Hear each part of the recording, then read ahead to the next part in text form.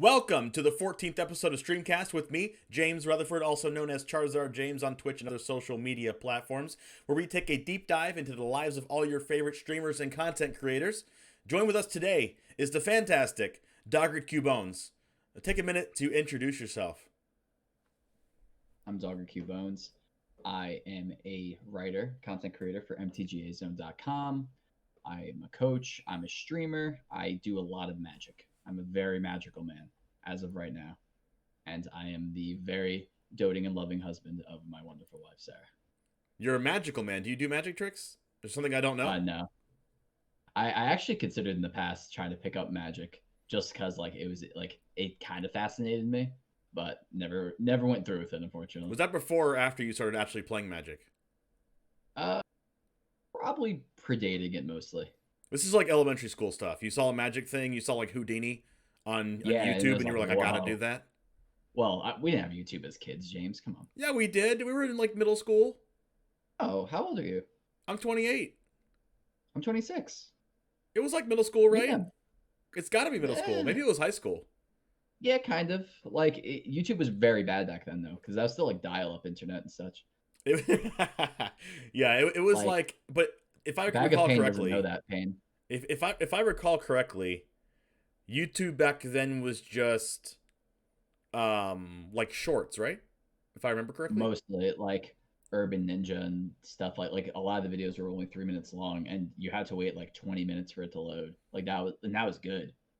Like I don't mean to. Yeah, and nothing was on phones. It was all Charlie Bit My Finger. Yeah.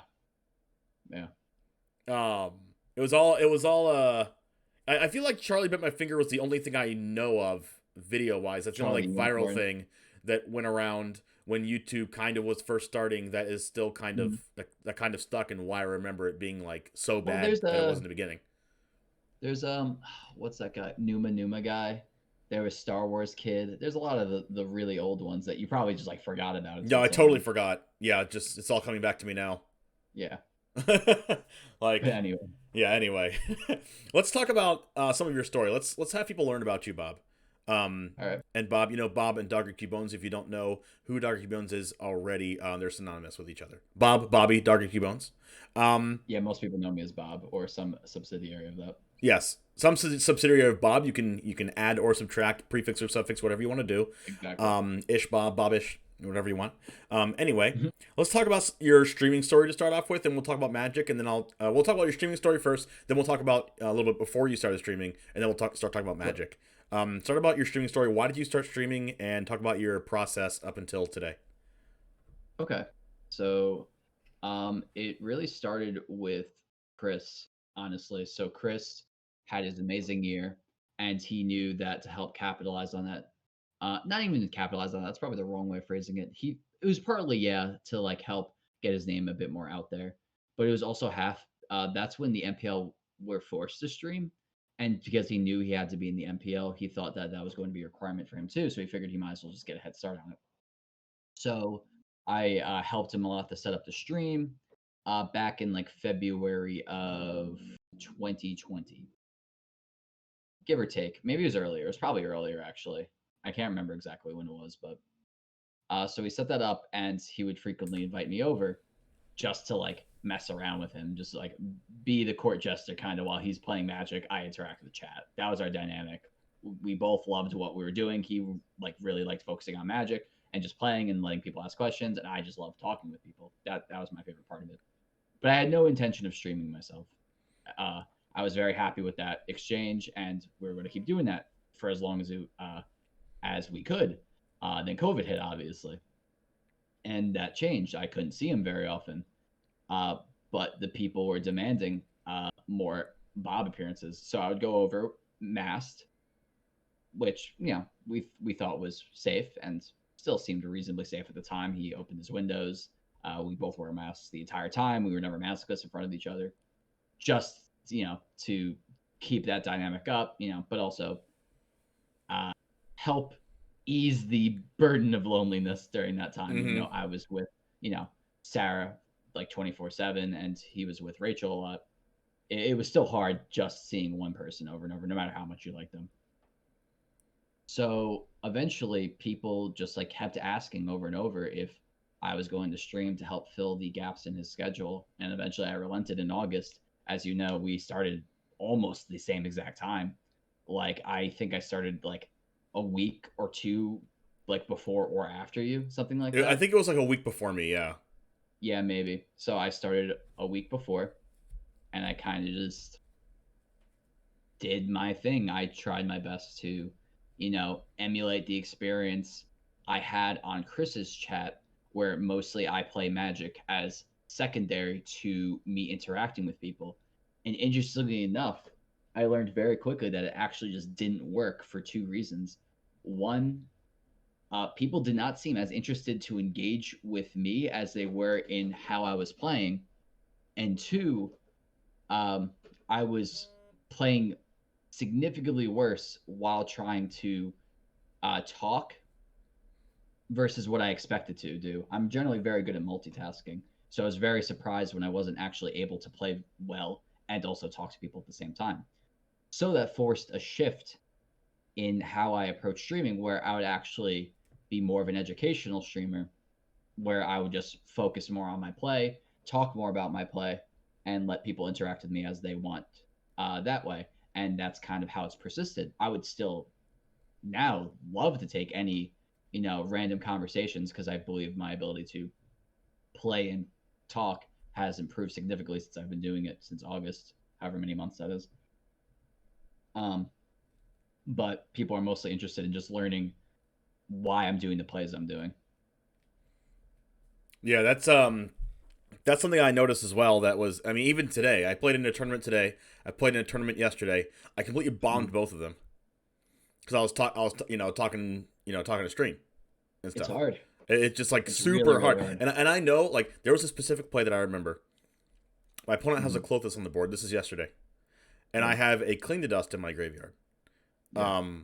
My opponent has a Lovestruck Beast on the board, and I'm like at very low life, and I have an Omen of the Sun in my hand. Mhm. So, and I had a lot of mana. It's like the end of the game, Sure. and I have 4 cards in my grave. One of Hmm. them is Cling to Dust, so I need 6 Yeah. cards in there to gain more life to get out of Clothis range, or like Right. draw a card that can make me come back and win the game, because we were both at Sure. like no resources, and Yeah. I know my opponent has the Clothis. It's on the board. Yeah. Yeah. And my hand is just Elspeth's Nightmare. Okay. And I'm thinking to myself, I'm telling chat, I can play Elspeth's Nightmare right now because I can flash in this Omen, sacrifice it to Scry 2, get the 5th card in there, and then the following turn, not the following turn, but 2 turns later, Yeah. the Saga will go to the graveyard and I'll have 6. And then Yeah. I'll be able to use Cling to Dust. Sounded good in my head. But And Clovis then will my just eat opponent it has before it happens. Clothis. Yeah. So they just exiled. I cast. There's Exile I actually King. cast Yeah. the Elspeth's Nightmare, and then the Clothis just Cling. exiled my Cling. My opponent doesn't have a And just 1/1. took it My out. opponent doesn't have a 1/1 though, so I'm still fine Mhm. because I didn't get punished by playing Elspeth's Nightmare. Guess what my opponent draws for turn? A They draw 1/1. like edge wall or something. Freaking Yeah. another Lovestruck Beast. Yeah. Then you So just die. not Yeah. only that, but when I scried with the Omen, I scry. There was 2 cards on top. I remember exactly what they are. It was Heartless Act Mhm. and Archon of Sun's Grace. Yikes. Yeah. So That's gonna so happen. if I had just held it, my opponent draws the You would have Lovestruck Beast. probably destroyed them. I scry the flyer to the top, the Mhm. Archon of Sun's Grace. I play Archon of Sun's Grace, and then play Elspeth's Nightmare, killing the 1/1, make it 2/2 lifelink, and now I have 5 Yeah. power lifelink every turn, and they have a Clothis, so I win the game. Yeah. Um, Pretty much. Can you do? but I just got super punished, and it's just Mhm. like that thing you were talking about with interacting with chat and playing Magic at the It's same hard. time. It's just like pretty hard. It's gotten easier, especially if you're talking about just the game. But if you're talking about anything that's not game related, it just pulls your attention so far away from it. Yeah, because all of a sudden you're thinking about like your life experiences, or some kind of random conversation or TV show you were watching, Yeah, and exactly. then all of a sudden like you're talking about that, and either you do one of 2 things, like you're talking about that and you just like play whatever you feel like it, and just Yeah. like willy nilly, or you actually try to talk about your conversation and try to play correctly at the same time, and now you're taking like 8 hours to do your plays. Yeah, or 8 hours to answer the question. Yeah, either one. And probably both, Yeah, realistically. yeah. You're just doing both. Um, how do you think you've gotten better at it over the months? Um, it's just like anything else. You just gotta practice it, right? Like I've also just gotten better at like my autonomous play, as I'll call it. So if I like don't even like think about my plays, how well can I play realistically? And that's definitely improved significantly. I've always actually been pretty decent at it because for the longest time, before I like had any conception of how to improve at Magic or really any care to improve at Magic, I just played like completely gut feeling. Like I'll just look at the board and be like, this is the play, and I'll just do that, and just like whatever happened happened, which is not a very successful strategy for Yeah, my no. win rate. But I've definitely gotten because I was already kind of used to that. I've been able to improve the floor for how well I can play without thinking terribly hard about it and can still pay attention to something else. So I've definitely gotten better at it. Not perfect. Obviously, I would still, if I have like a tournament or something, like I can't afford to look at chat. They'll just draw my attention away no matter what. But I think I've gotten better at it. Yeah, I think from now on, for me, I'm just not gonna. I'm just gonna like put my chat on Emote only. emote only or something, and then just Yeah, like not probably pay safe bet. attention. That's safe bet, yeah. Let's talk about your life before streaming. You said you Sure. met Chris Kavartek. Or you didn't say how you met him, but you said you knew him. He was one of your friends, and you used to play together all the Mhm. time and testing partners. Um, how did you meet Chris Kavartek to begin with? So I was actually friends with his older brother first, Andrew Kavartek. They went to an LGS that I did not go to. I wasn't super in like I was very interested in Magic, but I wasn't at all competitive. This was uh 2012. Yeah, it must have been 2012. So about 9 years ago, where we were mostly my friends and I just kitchen table players. Then, by the grace of God, I guess, uh, two of my friends sat next to Andrew Kavartek in an AP Physics class. They were flanking him, and they had no business being in that class, but Andrew did. So they were constantly like begging him for help, Oh my and that god. like kind of naturally like absorbed him into our friend group, which is great. I love Andrew. Uh, I like I can't actually like the second like it's all safe to do so. I'm gonna hightail it to Massachusetts so I could see him. But so we got pretty close, and I actually got introduced to more competitive Magic because like him, Chris, and their friend group that they cultivated through Magic were actually competitive players while I was still kitchen top. So I would like play with Andrew. He had an EDH deck, but he was really the bridge to my competitive Magic career. So I was mostly still just like messing around, mulling about. I would start going to FNMs every once in a while, but I never got super serious until 2014. Andrew and I were hanging out, and I was supposed to drive him back home, but I wanted to hang out with him more, and he wanted to hang out still. So whereas like we'll just hang out a little bit more. Snowstorm's coming, but we could probably beat it. We didn't beat it, so he had to sleep over. We just hung out all night. It was a great time. And then I drove him back in the morning and realized that the first time I ever saw his house, I believe it's like, oh my god, like his driveway is huge and his sidewalk's huge. Like it's gonna take him forever to get out of it. So he's gonna need help shoveling. So I start helping with shoveling, and that was the first time I met his mom, and she was super appreciative that I helped shovel. So she invited me in, and that's when I met Chris. So I was kind of just hanging out, and Chris wanted to test with Andrew. He couldn't care less about me being there. Realistically, he was very laser focused on just playing more Magic. And I'm like, oh, can I hop in for a game? Chris says, sure. And I play. And it was so funny. So this is 9 years ago. So he was like a young teenager at this point, like 13, 14, give or take. And just like, he was just so mad that he had to sit there and like wait for me to just like mess up. He's like, couldn't stand No playing me way. pretty much because I was so bad. I couldn't see him like that. Yeah, well, he's grown a lot. And again, he was a kid, like he was very serious, and even as a kid, he was one of the best in the group. So like him having to take the time to like actually play, and I'm probably like over exaggerating how mad he actually was, but he was like clearly not happy. Like I could have like killed his predator ooze with a tragic slip. And I'm just like, nah, I don't want to do that. And Predator Ooze is like this card that's like unkillable if you don't kill it the first turn it comes down. And I'm just like, I don't think that's right. And like he was just starting to fume. That's funny. But I would just like start going with Andrew and him to more and more events like LGSs and stuff. But Andrew went away for school, so I just like naturally got closer to Chris. And then eventually, kind of one by one, our friends dropped out of playing competitive Magic. But I was the only one who was actually still interested in playing. So by like 2015, 2016, Chris, he didn't say it in these exact words, nor did he really ever express it. But I figured out later that he's like, he was just sick of me being so bad. And because I was the only person who was willing to keep playing with him, he had no choice but to make me better.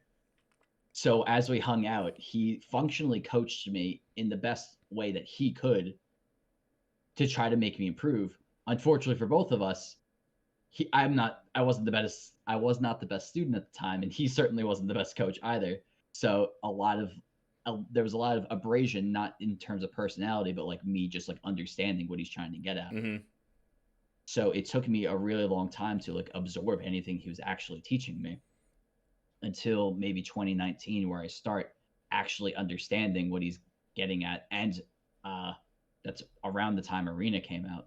So when I finally became smart enough to realize what he's teaching me and had a platform to actually practice, because Cockatrice was not a reasonable platform to play Magic on. I didn't have a Moto account.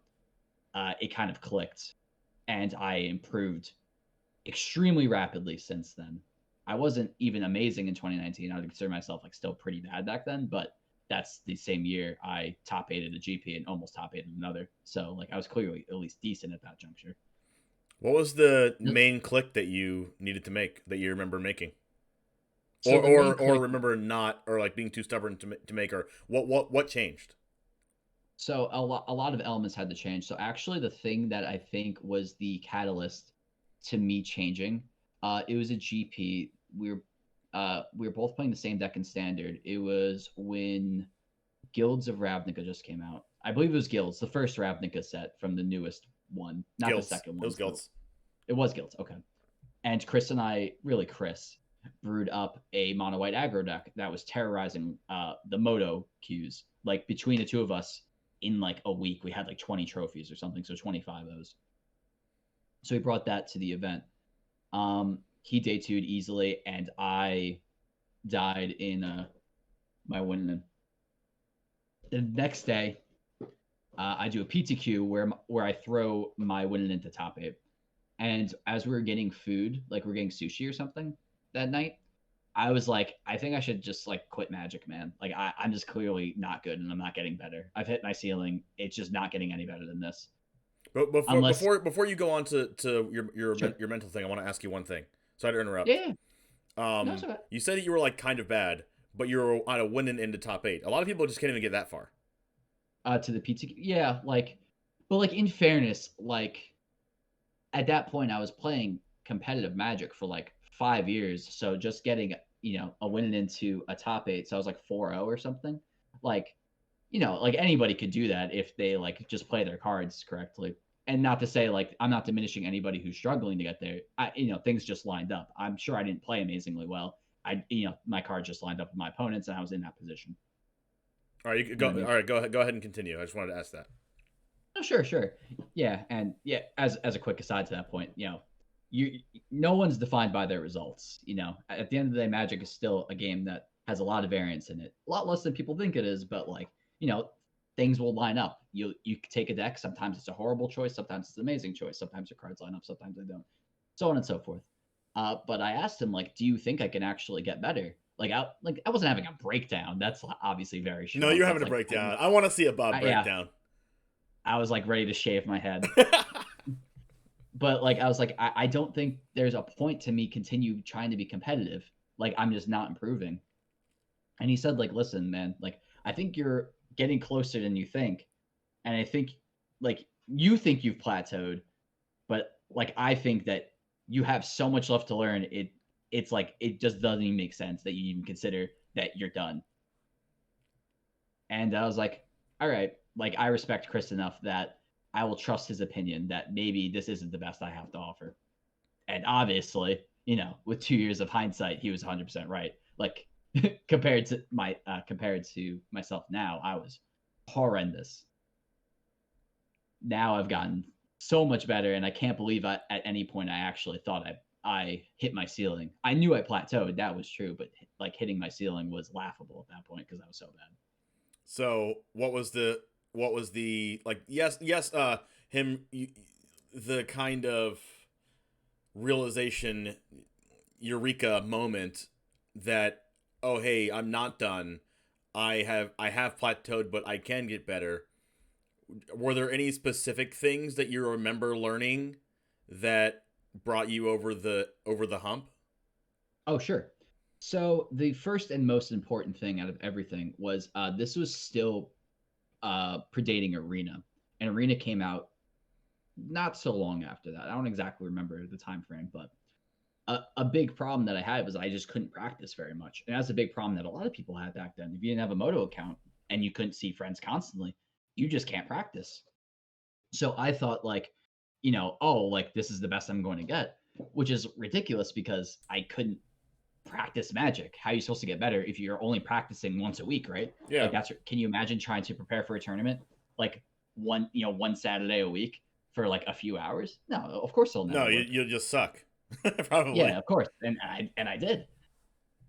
So that was obviously the biggest part of it was the ability to practice, but that'd be a cop-out answer if it was just like, oh yeah, I'm the nuts. I just needed to play a little bit more, and that would be the only difference. That sounds like a Chris answer. that actually was the Chris answer. Chris was the nuts. He just needed a platform to play more because he did play Moto, but like, he would eventually run out of tickets, and you'd have to like take time to grind it out again. Mm-hmm. It wasn't efficient for him. Once he got into Arena and could play infinite games for free, that was really the straw that broke the camel's back for him, just being catapulted into MTG stardom. But for me, it wasn't so simple because he figured out a lot of the secrets of Magic years before I did. And only recently have I figured them out too and improved as a result. And I won't even make you ask what they are. The two things that No, it's okay, Bob. DoggertQBones. What are the secrets of Magic? All right, I asked. Oh, there you go. All right, that's a great question. You asked. Glad you asked. Yeah, you are glad I asked. There's literally two components to it that I think are more important than anything else in Magic, and I feel like most people would agree. One, as I've attested many times on stream, is thinking in game plans. I think that is too crucial of a skill to ignore, and if you don't do it now, you are probably going to hit a ceiling eventually. But if you can do it, then there's no reason you'll ever hit a ceiling. And two is the mental game. I had a very, very, very weak mental game. I was constantly stressed out. I was anxious. I was salty. I would tilt constantly. I was also just in a bad place in my life. As I was telling you pre-stream with the back injury, it wasn't so simple that I got a back injury when I was 16 and I was done with it. I didn't get good treatment for it until I was 23, so about 7 years later. Wow. So I was living with constant back pain 24/7 for about 7 years straight. So that obviously, wears you down. I didn't have much money, so every loss in an event felt heartbreaking because that means like less chance for prize and less chance I can go to the next one. And it just wasn't good for my mental game, obviously. But beyond that, it's easy to make excuses where it's like, oh, it was the pain, it was the money, and those obviously factored in. But the reality was I was just like a crybaby too. For the most part, I would get overly anxious, overly salty. I would blame luck. I would blame my opponent's deck. I'd blame my deck. I'd blame everything but myself to like protect my ego. And when I realized that I could just throw that away and probably feel a lot better for it, that helped my game, and that also helped my sanity. Admittedly, I still can't get salty at variance, as my wife can certainly attest, but I've gotten so much better comparatively to back then. Like, she's even noted that, like, when I get like really salty at variance, it's like maybe it lasts like a few minutes versus like it used to like ruin my day, which I'm really glad it doesn't have that power over me anymore. As Sarah looks in the cupboard making food, I can't find the salt. Yeah, Where's the really. salt? It's just like, no more salt anymore. It's me just like grinding it straight into my eyes. I want to go back to your and good point about the mental game too, because that one of the things that I feel like I utilized the most, and I think it was like maybe even subconscious when I was like top aiding a bunch of Yu-Gi-Oh events. And I don't want to gloat or anything. Like I have a quite a few of them, but the thing that my friends always told me that maybe wanted to make top 8 or top 32, top 16, something like that, but couldn't quite get over the hump. They always like wondered why like I never got salty, or I always wanted to play like when I was like super behind and I didn't want to scoop, and like all these different kind of things. They're like, how do you lose like 2 out of your first 4 matches and then go on and like win every single match out of that in top 8 of the tournament, or top 32, top 16, something like that. And sure. I just like the answer is just like forget about that match. Just like treat every single match as its own individual match, and don't like carry your loss over to the next round. I would tell people. Yeah, like if the thing you care about is like if you hate losing that much, the only thing you should be caring about then is winning. So if you're caring about winning, you should optimize everything you can to win the game in front of you. Like, but unfortunately for a lot of people, the same people who can't stand to lose are also the same people who don't optimize their chances to win. Like that seems to go hand in hand every single time I see somebody like that. And I think it might have something to do with like one example that I can bring up is like over sideboarding, to get like specific. That could stem from a place of like being so scared to lose to a certain archetype, and just boarding in like 12 cards.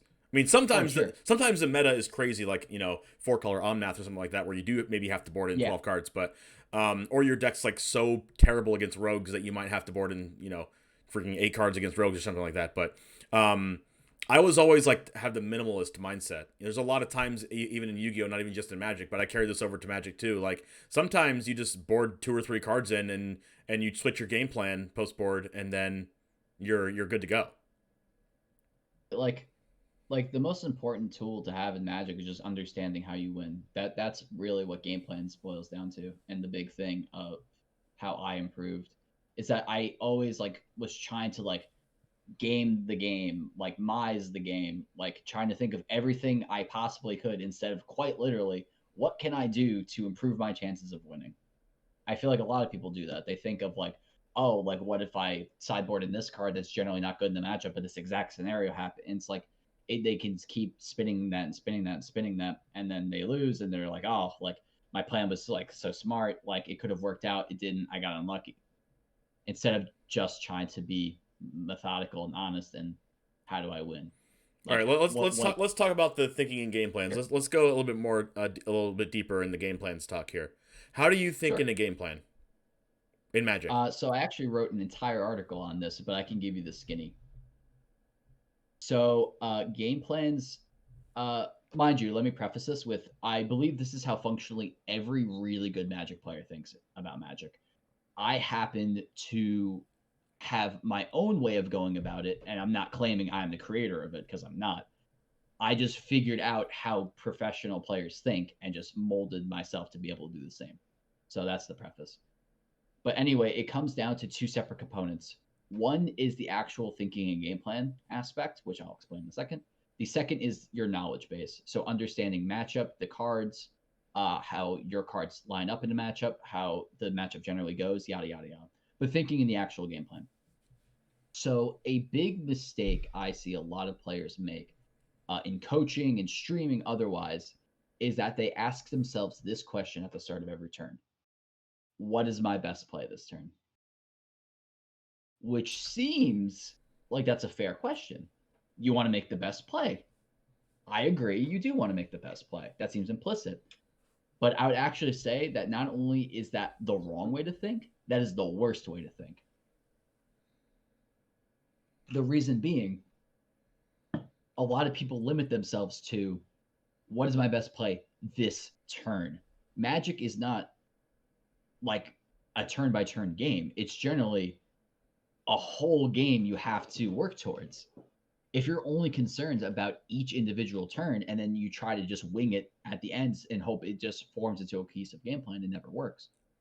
So what you need to ask yourself, what I figured out, at least works for me and it works for a lot of people who I coach, is that you have to scale it back to how do I win this game? That is the first question you have to ask yourself. That's a much more clear question, and that question actually can give you an answer. In my article, I give an example of, have you ever gotten an essay question in school that was really vague and you like have to write an entire essay on it, but it's so vague you're not even sure where to begin? That's happened to me. And I realized if you're asking yourself, what is my best play this turn? That's literally the same question, because it's implicit that you want to find your best play, but it doesn't actually help you answer that. But if you ask yourself, how do I win this game? That is something that your brain can actually work towards. Because you could look at the board, look at the cards in your hand, and start to have the gears turn of like, okay, how do I win this game? So the way I go about it is, how do I win this game? I think about the general matchup conventions. That's the second component. I think about what I need to happen in game, in abstraction, for me to win it. 4, I look at the cards in my hands, on the board, my opponent's board, and what I postulate to be in my opponent's hands, and figure out how can I utilize my cards to work towards that game plan I just developed in step number 3. The final step is considering, how does my opponent win the game? And how does that influence my play? So every single turn of every single game, and in sideboarding, when I'm constructing a deck, or whatever you want, I think about those 5 components in order. And that will generally lead me to the right play.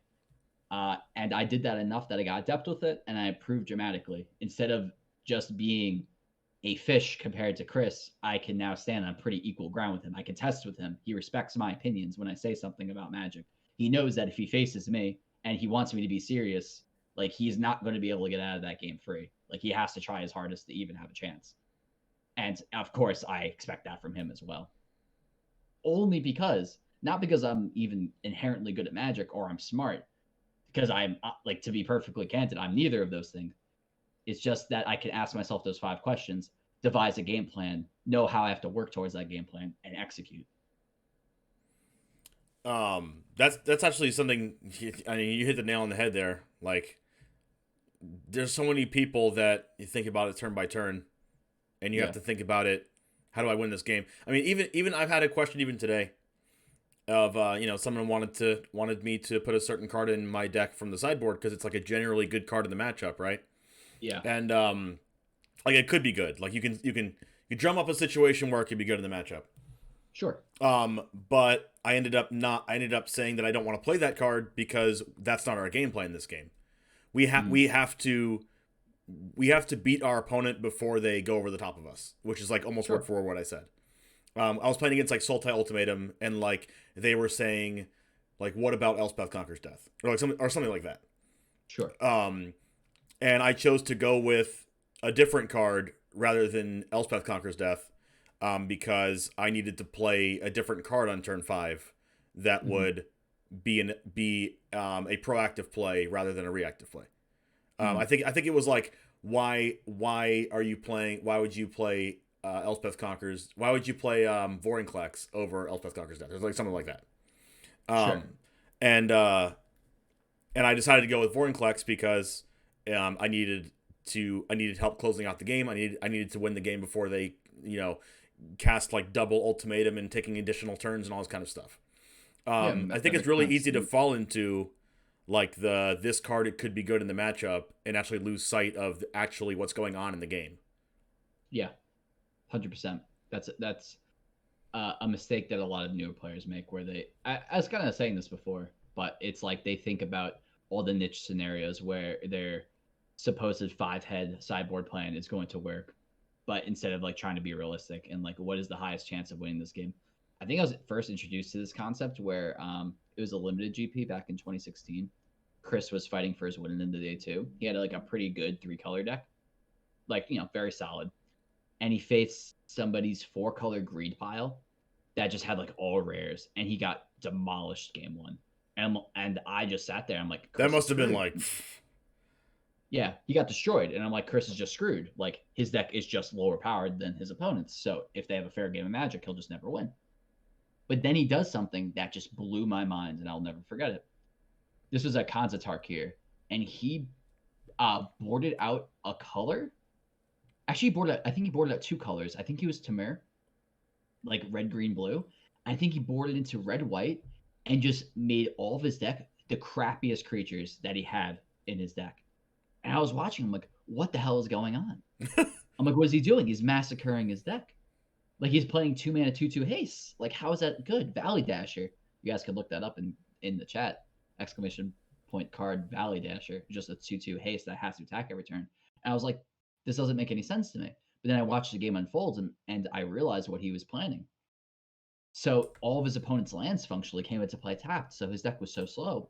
It's just that, if Chris gave him enough time, he will eventually overpower Chris. So if Chris just switches to a crappy, albeit fast deck, he could actually win before the opponent's cards mattered. And that's exactly what happened.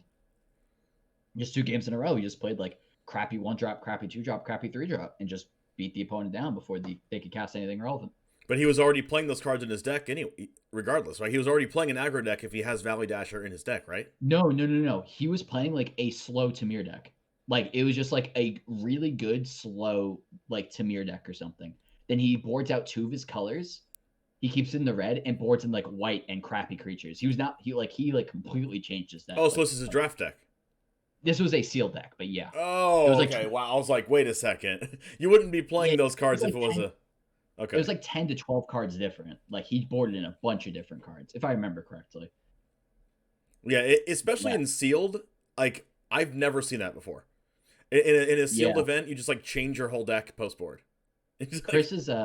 Chris pioneered that concept to me, and as a minor aside for Chris, a lot of people know him for his constructed chops, which is really funny because in terms of like constructed in the MPL, I don't think he's particularly special. I would even put him like on the lower ends of constructed players in the MPL. It's actually his limited that I think he's super impressive with, like easily top 10 in the MPL, and I wouldn't be surprised if he was top 5. Like he is a master at limited, which is a shame because he never actually gets to showcase that, and nobody actually seems to know how good he is at limited. Like I pride myself that in constructed I could fight on pretty even grounds with him. But in limited, I don't know if I'll ever stand a chance against him. He's just a monster at it. I feel like the times I've seen Chris play with you on stream, I think you did a testing stream one time, and I watched like almost all of it one time, and you would ask if you should do this play. I think you might have been playing ladder, and Chris was just watching your game and talking to you about it. But you said like, should I do this play? I don't know if I should do this play. It's probably not correct. And he's like, do it. But maybe he was just memeing. But he was just like, yeah, you got to do that play. You got to do it. You know how Chris is. You got to do that play. Oh yeah, he's very bullheaded. He's like, just do it. Let's just do it. But like, is that just like for the fun of it, or is that do you think that's how he thinks about in his games? I think he is a perfect blend of gut and methodical. He's not overanalyzing. He plays very fast. He is a player who very often goes with his gut and will very often be correct. Those aren't very common, where like the gut reaction is actually the correct one. But I've heard countless stories of him where he actually overthought himself when he had the right play, like the first second. And he just learned to trust that. And when he learned to trust that more, he's actually improved substantially with his results. I knew like if I trusted my gut reaction, I'd go 0-4 in every tournament. Exactly. And most people would. And you can watch the MPL. A lot of the members play quite slowly and methodically, and that's fine. It works for them. But for Chris, he's very much of a gut player. And that was part of the reason in the past I was struggling to understand his lessons, because everything was just so obvious to him at every point. Like, he was always kind of just a prodigy at Magic. He just needed the right scenario to get there. But what I call that is the curse of genius, where you already started at such an elevated point, you don't understand the minutia that went into how you got to that point. In that way, Chris and I are almost exact opposites. He was always insanely talented at Magic and just got it. I was probably naturally one of the worst players you can ever imagine, really. Like, nothing in the game came easily to me. Nothing about what I'm naturally good at lends itself to Magic. So everything was very painful for me to learn because none of it was intuitive. I had to be very, what's the word?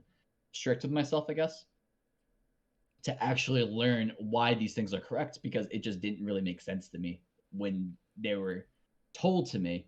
And he wasn't always the best at explaining why he thought these things either. He just knew they were correct, and he was correct, but he was so like so advanced, he didn't even know why they were correct. He just knew that it was, and just seemed like child's play to him. It's like, why do you stop at a red light? It was that obvious to him.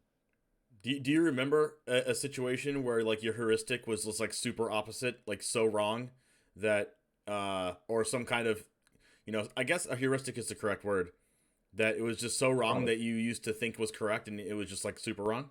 Do you remember anything like that?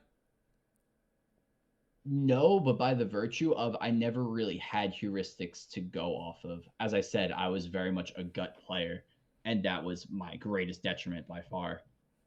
Where I just like never really tried to learn Magic in a way. Like, I enjoyed playing it, but like getting better at it, like even though I wanted to improve, I never actually thought about how I could improve. So like I would just like do things, and honestly, most of those years of him teaching me were just like him just trying to beat me out of uh just playing like instantly without like the first thing that came to my mind. Like he was really trying to stop me from doing that. And B, just getting enough context in terms of just playing and enough experience that I could even start to have a chance at learning something about Magic. I'm sure there was plenty of scenarios where I figured something was so obvious, and even if I thought about it, I would think that way. And Chris was like, "No, you're an idiot." He would say that. Probably, if I had to think of it really hard, probably something with control. This actually came up today in one of my coaching sessions where uh, when I played control, I was very impatient.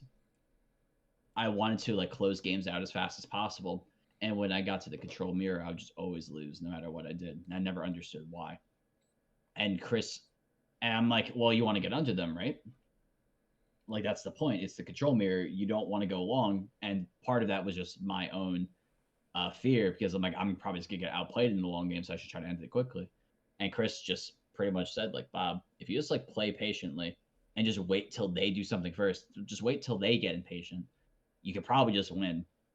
Like eventually, you'll find a way to win. And then I just started playing more patiently, and it worked. And I'm like, huh, would you look at that? That came up today where I was coaching someone who was playing Tamir mid-range and standard facing rogues, and his hand just lined up in such a way that it was like almost all instant speed cards, and he wanted to just like run out of Bone Crusher Giant. I'm like, nah, man, we're just gonna pass. We have like 7 lands, and we're just gonna keep passing because they missed their land drop, and they're either gonna have to do something first or discard down the hand size. They had to discard down the hand size twice, and then they finally made a move, and then we just destroyed them like 2 turns later. It was sick. So they went from discarding down the hand size to no cards in hand because we just ran them out of spells in 2 turns. Wow. So I was glad I was able to take that from Chris years ago and apply it today. Running them out of spells is really hard because they just play into the story and they draw another into the story. Well, that was the thing. So the first card they actually discarded down was Into the Story. And the second I saw that, well, in fairness, they were discarding the hand size, right? And they're like, they haven't milled us at all. Neither of us have cast any spells. It was like turn 7, and neither of us have cast a spell. Wow. Like, the Tamir, the guy I was coaching, the Tamir player, like foretold 2 Saw It Comings, and we're just playing lands. And the Rogue's opponent has done nothing but play lands and missed like a land drop twice, and it was turn 7 or something. So they had 5 lands and discarded Into the Story because they're like, I'm never going to use this, right? And that was just such a huge mistake because they misevaluated how they were actually winning that game. Because they figured like, oh, let me discard down to hand, let me get rid of this Into the Story. The game's never going to be about that. And then then 5 turns down the line, it's about that. they have 1 card in hand, and we have a Clothis, Bone Crusher Giant, and Obosh out, and they just lose because they have no way to possibly catch back up. Yeah, I feel like if it was me, I would have cast that Bone Crusher Giant as a 4/3. Oh yeah, that's what he wanted to do, and I'm just like, nah, man. Like, we wait. And earlier in the game, when I noticed that we had a bunch of lands, he's like, all right, I should hold this Catcher Triumph the cycle so we can find something to do. And I'm like, nah, man, we're gonna play it right now, and it's gonna be sick. And lo and behold, it's 10 turns later, we got paid off for it. Like I feel like if my rogue's opponent missed a land drop, like there's a reasonable chance that they have a Heartless Act or Oh, yeah. eliminate or something, right? It was just all interaction. Their hand must have been all interaction. They played no creatures. They just didn't have a creature in hand Yeah. yet. So, And uh, like if I was on turn 3 and I realized they missed a land drop, like I'm probably jamming the 4/3. yeah, right. That's just me. I don't know why. Yeah. Maybe I should have waited. Because people just have the propensity that they don't want to be patient. They want to end the game. Whenever people don't like a matchup, and because I know how much you like rogues, people get more tempted to try to end it quickly. I rather love than rogues. What do you trying to mean? win it. Oh, you're right. My bad. Yeah, you got the wrong streamer. Someone Oh, else. you're right. Famous rogue streamer, Charizard James. That's why Ruin Crab follows you, right? Yeah. This is you got Little Pink Robin stream mixed up with mine. Should I answer that question? Someone asked, am I saying, do I prefer to go second? You can answer that, of course. Yeah. Do you are you saying that you prefer to go second? No, that is absolutely not what I'm saying. What I'm saying is that I found a plan in which we win. I realized that if we are patient with our spells, because our hand was functionally entirely, it was like double Salt Coming, Mystical Dispute, triple Bone Crusher Giant, Clothis, and lands. So I'm like, we just play the control role now. We can kill most of the creatures they play, but they weren't playing creatures. So, and we had so many lands. I figured the chances of us missing a land drop before they miss a land drop is very low. So if we just keep doing nothing and actually force them into a situation where they have to do something first, and then we just get to respond, untap, play Clothis, that's just a very easy way we can win. And that's just literally what happened.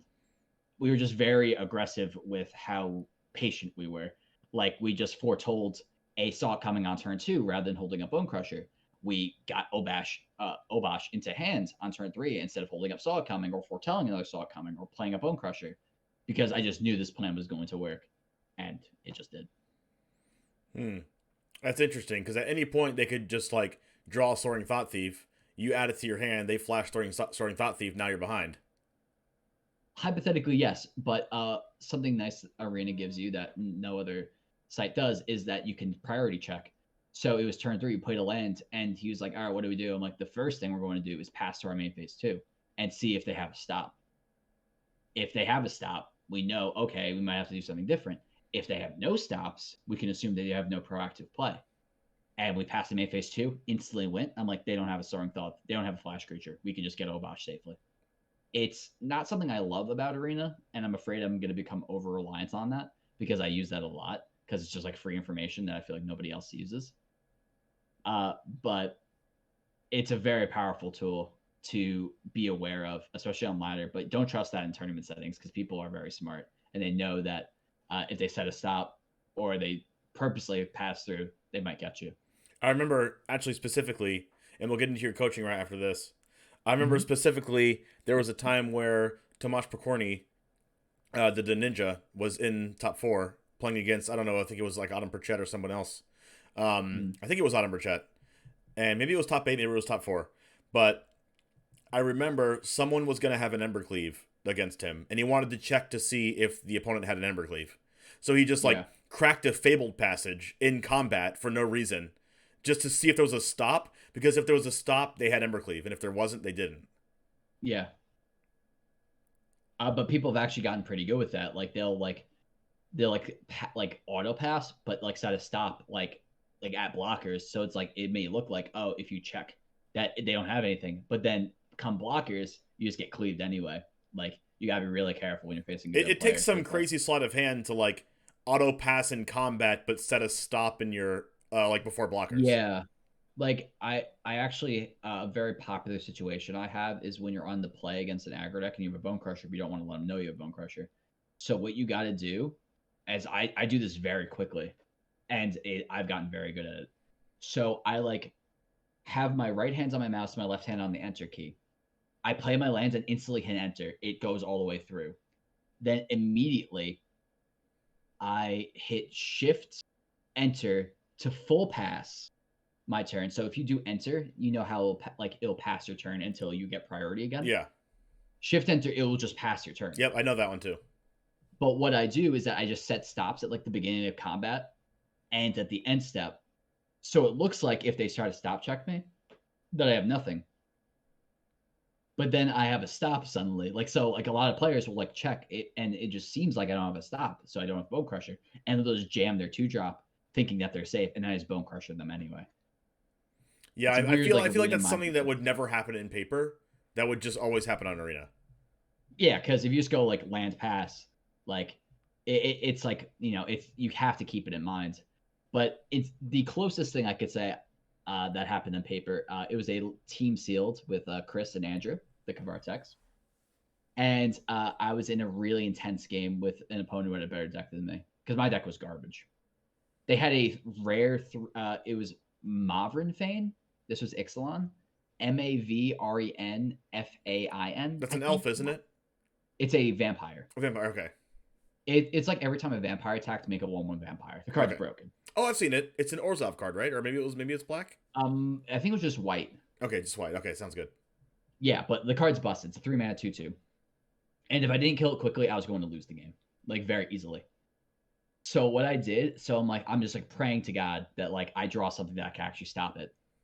I draw a card for turn. It's I don't remember the card, but it's a 5-mana 3/3 flying flash. Which is perfect, there obviously. We go. So that was the perfect draw, more or less. So instead of me just drawing a card and passing, at this point, I drew a few lands for turn. I was like kind of just ripping off top of my deck. I draw it. I'm like, look at it. It clicks in my head, and I'm like, shake your head. Yep. That's what I would do. Shake your head and act like that. Yeah. Then they felt emboldened to attack, and I immediately just flash it in, block it, easily win the game from there.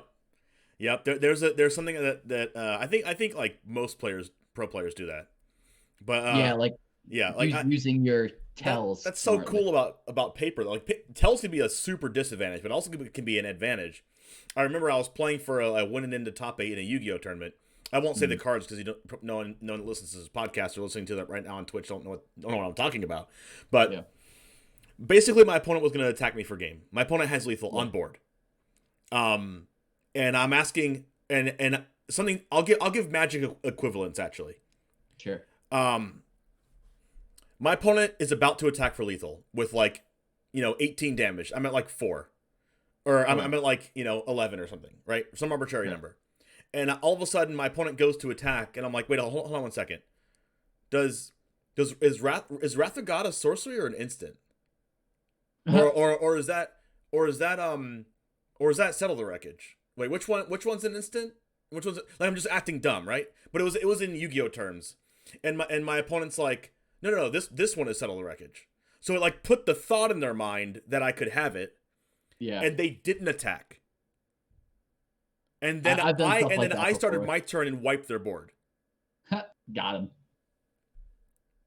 I had a similar scenario where I needed my opponent to play patiently. Like a pretty similar scenario to you. And we were racing, but I had nothing, but I had a lot of draws that could get me there. So my absolute favorite in Paper Magic is to look at the life total, look at your hand, look at the life total, and you just ask them you're at 14, right? 14. And they're like, yeah. And you're like, oh, okay. And that always puts them immediately on guard. It's they're happy that you're at 14. Do they have an 8-ball out of nowhere or something?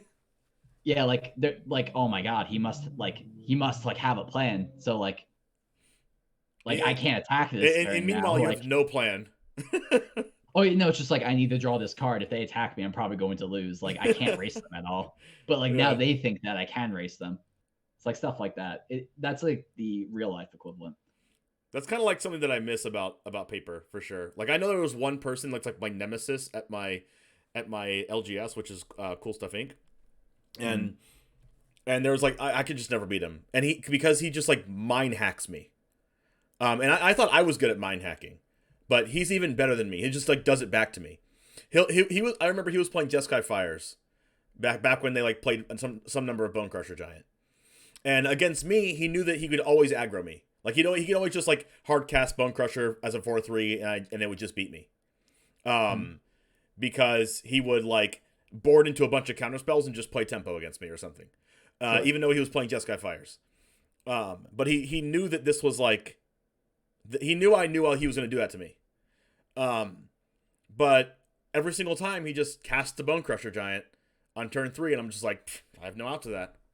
I can't beat this 4-3 because all of a sudden I'm trying to like counter the Fire as an Invention, or like I'm trying to like stop him from killing me with Cavalier Thorns and things like that. And meanwhile, I'm getting beat down with a 4-3, and like he's not supposed to be the tempo deck, but like he's tempoing me, and I just lose. There you go. Sounds like a good player. He was just like he's a very good player, and he would just know how I thought about the matchup, and this is just off of like nonverbal cues, and like I would get so like I guess I would play scared of his like combo kill, because you know how Jeskai Fires works with the you know with the Cavalier of Thorns, and then you give everything haste and Kenrith and everything, right? So I would just play around that the whole time, and he would just be killing with a 4-3, and then as soon as and he knows as soon as I go to kill the 4-3, he just combos me. He's just like holding it all in his hand. I'm just like, I just get so frustrated. Like he's the only one that could like get in my head like that. What can you do, man? Yeah, I know. I don't know. I still don't know how to beat him. He's just like so good. I feel like if he played on Arena, he would just be the Chris Gavartek. Didn't Chris actually get into the MPL off of like qualifying in an arena tournament thing, like an that open? was part of it. So what his year was? So January of 2019. So he, no, it was December of 2018. He played a bunch of PTQs just because he wanted to. And he finally won one after years, and like this is like 8 years of him trying to get onto the Pro Tour. He finally did it like December of 2018, and it was really funny. So I was hanging out with my boys, and I was like texting him throughout the night, like, "Oh, how you doing? Like, are you winning?" He's like, "Onto the finals," and he texted me, "Nah, dude, I lost again. Like, not much I can do." I'm like, "That super sucks, dude. Like, what can you do? Like, if you want to hang out, like, come hang out. Like, that really sucks." And we're just chilling. We're all moping for him because like we all know like how much he like really like deserves it, but like he'll get there eventually. Feels bad, man. He comes over. He's like, "Oh, Bob, guess what?" I'm like, "Yeah, what's up, man?" He's like, "I won. I lied," and we just went nuts, What? like literally bananas. It was like so sick. Like he just completely lied. Like he actually just like crushed his opponent and just like sat there in the dark like for 30 minutes processing that he's finally like achieved his like lifelong dream of going to the Pro Tour. So, and that was the Pro Tour I was mentioning what I drove to Cleveland for. And then he got annihilated. He's got destroyed. He went he got like 1-5 or something like that. Yeah, like it just wasn't his event. But his spark from that day was unquenchable. Instantly, he like went back online, did another PTQ, and won like a week later. Wow. It was it was like only a few weeks later. No, sorry, it wasn't an online PTQ. He went to a GP where he lost the win-in for day 2, so he played the live PTQ there and won. And I was like, dude, what the hell? Like you can't do that. You can't keep getting away with this. And so he's like, all right, sweet. Now I'm gonna go to London. As he's prepping for London, he's like, I don't want to fall off the train. So I guess I should play another PTQ just to be safe. He plays an online PTQ and he wins that PTQ as well. What? So he's already queued for Barcelona. But he goes to London and top 8s. So he was already queued for Barcelona anyway. Like the guy's an animal. So he queues for Barcelona twice now. In the interim of him being queued for Barcelona, the arena qualifier comes up. We worked on a mono green deck together. That was actually the only time I ever tried for, in fairness to me, but ever hit rank 1 mythic was with that mono green deck that we brewed up together, just like on a random Friday. Because he's like, I think these cards work well together. Here's a deck. I looked at it, I'm like, bro, good idea, but horrible execution. This is pretty much all of my interactions with him. He's like, bro, I have this deck idea. Let's try it. I look at it, I'm like, you built this like butt. Let me fix it. We fix it. And it's just like the best deck in the room by far. That's happened so many times. So we build that. I hit rank 1 with it. I'm like, all right, bro, we should both play this at the MIQ. I get stomped per usual. What can you do? I'm not a baller like him, and he qualifies. So now he's qualified for the Arena Pro Tour. You have to win the whole thing on Arena to get qualified for that Pro Tour, right? Or at least get in top 8, right? It was the first system where you had to go 7-2 day one, and then if you 5-0, you automatically in. If you 5-1, you're also automatically in. If you're 5-2, it's a breakers thing. He's straight 5-0 day two, so it was no problem. Yeah. So he's like, all right, now I'm queued for Barcelona and the Arena Pro Tour. But what if I miss at Barcelona? I should play another PTQ just to be safe. Oh my gosh, really? He plays another BTQ. He does not win it. He gets to the finals. Surprising. He loses in the finals. Of course.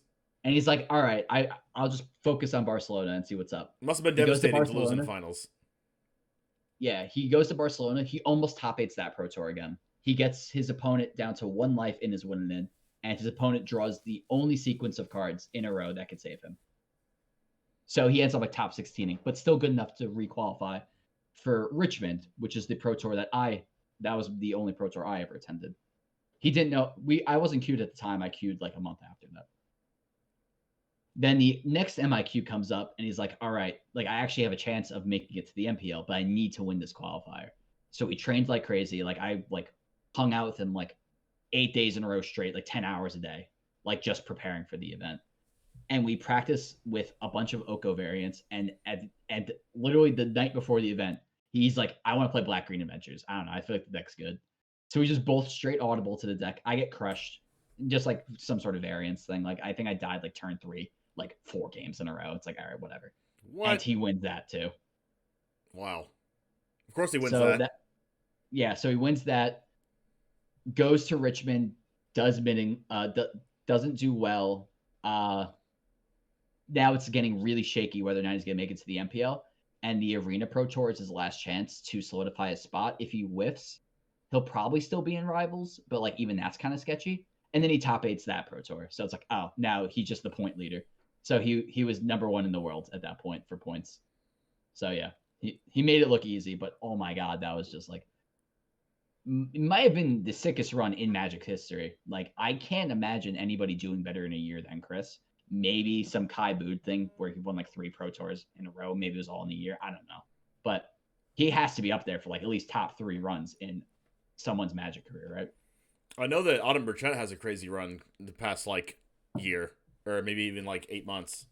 Autumn is killing it, but like, you know, and I don't want to diminish from Autumn's accomplishments, but like I would say like that's not even remotely the same thing. Like Autumn just had like 2 top 8s like close to each other, and that's great. That's great. You know, that's amazing.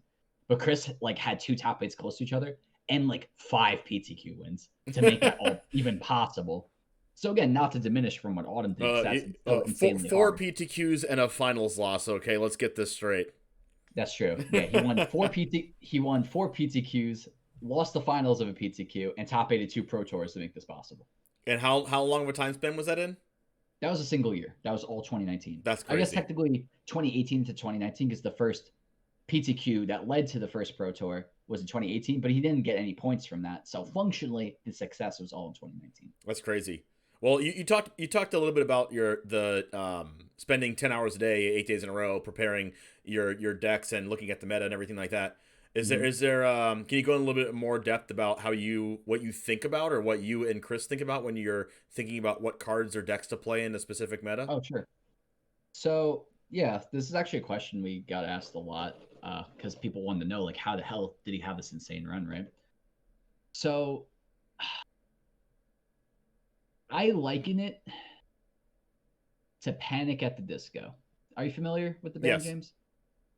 A fan or just like they exist? I know they exist, and I've heard some songs, okay, but I'm not a fan. Well, sure, I mean, I'm a fan. I like their songs, but I haven't studied it or anything. Sure. This could also be the 21 Pilots effect, if you know 21 Pilots. I know Panic at the Disco more than 21 Pilots. Sure. But either way, the analogy works. Yes. So the Panic at the Disco frontman is Brandon Urie. The 21 Pilots frontman is Tyler Joseph. And they're both just geniuses. They're just musical geniuses. Just, they can do it all. They can sing. They can play every instrument. They are just a one-man band.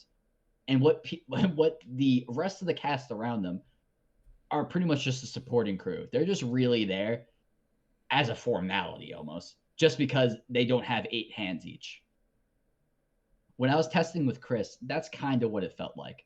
because Chris would just kind of always know what direction to go in, and I would just be like, All okay. right. I would just say yeah. Like he would just be like, I think this deck is good for X reasons, and we should try this iteration of it with this sideboard change because of Y. And I'm like, okay. And then we try it. And a lot of the time he'll like just have like a deck like here, I think this deck is really good. And I'll be like, no, this deck looks like butt. He's like, dude, let's try it. I think it's really good. And I'm like, dude, this deck looks terrible. Do not make me play this. And he's like, you're playing it. I don't want to play it. You're playing it. I play it. I'm like, all right, this deck's insane. All right, we have to play it. Whatever. That's just constantly the dynamic. So Like, do you know his process for preparing decks? oh God, like I wish I knew what, like, the simplest terms is just he likes playing something proactive with a lot of powerful cards. He doesn't like playing weak cards. That is like the simplest we could titrate it down to. He just likes playing something proactive with powerful cards, ideally powerful synergies. He doesn't like playing weak cards or weak decks. Every time he has, it's punished him. And every time he has it, he generally does okay. Which is, I think, is great advice. But how he can see Rakdos Sacrifice for the first time in Standard, like a deck that like was not popular at all, and just like figure out without even touching it, like, I think this deck is insane. I don't know how he does that, because I looked at it, I'm like, this deck looks like terrible. It has no late game, and like you're just hinging on you drawing Cat, Oven, and Devil, and them not killing that. How could that ever be good? And then we played it, I'm like, this deck is just disgusting. Like I don't know how you figure that out. Like Black Green Adventures in the Oko meta, he's like, I think Black Green Adventures is super well positioned without playing a single game. And I'm just like, all right. I think I know a little bit of why. Because Oko was everywhere, and there was two specific cards that could be played in Black Green Adventures that just like poop on that, right? It's like, first of all, Murderous Rider. There was no really good out. There's no really good answer to Oko, right? People were main decking No. Noxious Grasp. People were main decking Noxious Grasp. And then in Black Green Adventures you get to play Murderous Rider, like 4 of them, so you always kill the Oko, and you play also Noxious Grasp. So like you kill Oko and Nissa and like everything else. Yeah, but it was actually not even so much that. The Noxious Grasp was the biggest pull, clearly. It was actually Edgewall Innkeeper, because Edgewall Innkeeper interacted very favorably with Oko. Because either it's a 1-mana 3/3 that probably drew you a card, or they just ignore it, and then it just keeps drawing you cards. Yep. So it's actually one of the best cards in Standard against Oko. Yep. But pretty much, as I was kind of saying before, how our process normally works is that he's kind of the brains behind 95% of the operation. I would love to say I'm the brains behind more, but I'd be lying. Most of the time. There have been times I've actually convinced him to play a deck, and it was correct. 8 sharp? Over his decision. Not 8 sharp. But like what I tend to lend to him, which he really needs, is 3 important factors. 1, he needs a playtest partner that can at least like be competent against him. I have now more than filled that role, thankfully. 2, he needs someone to be honest with him, because the problem that he had beyond just being a genius at Magic was that people knew he was a genius at Magic. So when he said something, people would just be like, okay, that's just a fact. I was the only person that was stupid enough to like question that and be like, nah, man, I don't agree. And just like most of the time I was wrong. But as I got better, my like arguments became better too. And then like over time, he actually learned that like, oh my God, like he's actually starting to be more right than he's wrong. I protested a lot less because I knew he knew what he was talking about most of the time.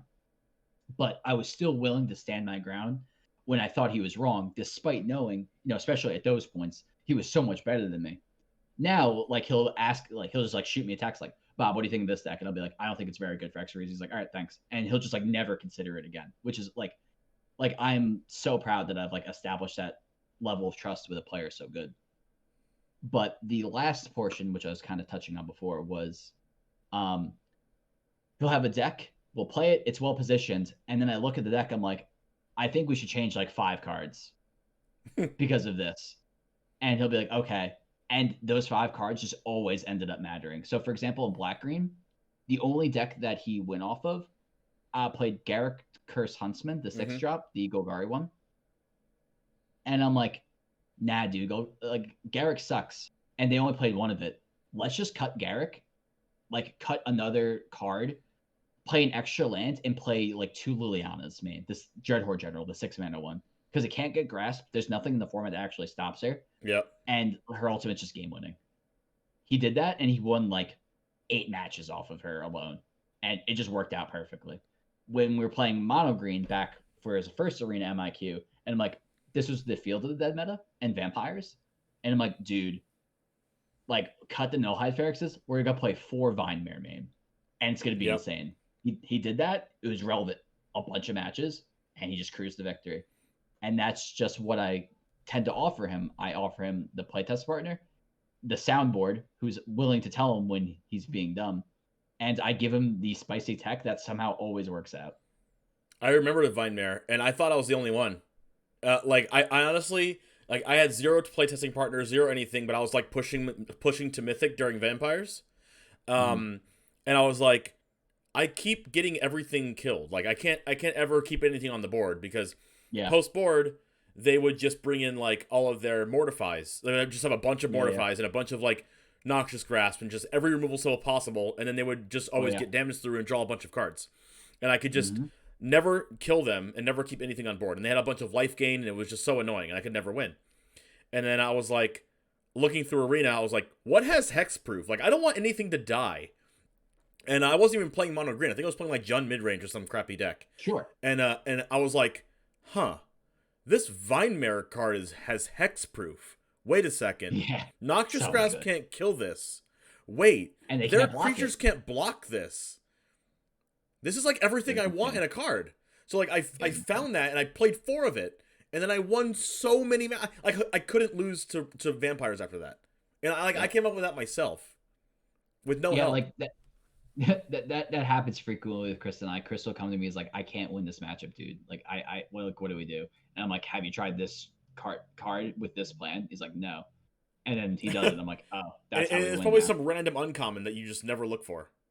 Not necessarily. Like, for example, it actually happened super recently. Like a few weeks ago, he was trying Green White Company in Historic, and he's like, dude, we can't beat Blue White. This deck just can't beat Blue White. I'm like, all right, we'll just play 4 Shifting Ceratops in the board. Like, forget the Toskis, forget Vivians, forget everything else. 4 Ceratops. There's no gusts around, and they're playing like 1 cast out. They can't kill the card without a Wrath. And we could just keep playing them over and over because we play Fauna Shaman. He did it, and suddenly he was just beating Blue White left and right. I remember that deck. I played that deck for like a whole stream. I like that deck. Yeah, it's super good. The only problem I had with it was that you played a bunch of 4-drops in the Collected Company, and I was like kind of frustrated. I was like, I remember I got 1 Collected Company, and it was like 4 lands and 2 4-drops, and it was like the only 2 4-drops in the main deck, and I was like, I can't handle this. You have to be Heart of Steel to be able to play Coco and not just play all creatures that get hit off Coco. You have to sometimes accept that your Coco is going to betray you when you need it most. Yeah, and I thought that deck was super interesting in how it was constructed, how you and Chris, I think you and Chris made it together maybe. Or maybe Chris made it and you played it, I don't remember. So like I took a base from Robert Taylor, Fire Shoes. Yep. He had like a Green White Company deck that he was playing in Historic that no one else was on. I took it and I'm like, I think this deck can actually be real. So I made my changes, which turned into like an actual archetype in Historic that a lot of people played. The Henge version, you can check. You can even find that article still of Green White Company. Yeah, I thought it was very interesting how you had a couple 4-drops and Great Henge in your Collected Company deck. Yeah, but it just like worked out perfectly. Yeah. And then Chris was like, what if we just add Fauna Shaman to this? He was just like he just looked at old Aaron Gertler tweets and he saw this like green white mid-range deck with like Elder Gargaroth, which he was obsessed with playing last month. And like Fauna Shaman, and he's like, whoa, we should try this. And I'm like, dude, that deck was horrible. I tried it back in January. He's like, all right, why was it horrible? And I thought about it, I'm like, it was because of Sultai. Or it was banned. Yeah. Wait, maybe this deck isn't horrible. And we tried it and it was actually kind of sick. And he's like, all right, what if we just put this into your deck now? And like, what does that accomplish? And that turned into the Green White Fauna Shaman Company deck, which I think is actually. And then it allowed you to play like cards in your main deck because you play Fauna Shaman. It allows you to be like, oh, I'm playing this one Yasharn, right? Yeah. And then played like 3 Yasharn, but like 1 giant killer, 1 Elder. Yeah, one giant killer, one. What's the 3-mana green white card that destroys an artifact or enchantment or gets 2/+1? Yeah, or you can play Knight of Autumn. And honestly, I was playing Shahar Senhar's deck Abzan. I'm still playing it in Historic right now. The Yeah, Abzan, yeah, like mid-range control deck that he was played yeah, yeah. 4 Knight of Autumn in the main deck, and that card is an all-star. The card that, like, especially when I was playing against an aggro deck. I was playing against Gruul aggro, and I go Mhm. play it, gain 4 life, take a bunch of damage, cast Yorion, blink it, gain 4 life, Care go, for you. and I Yeah, just keep like, and doing I it. just won the game. Yeah, now I'm sick.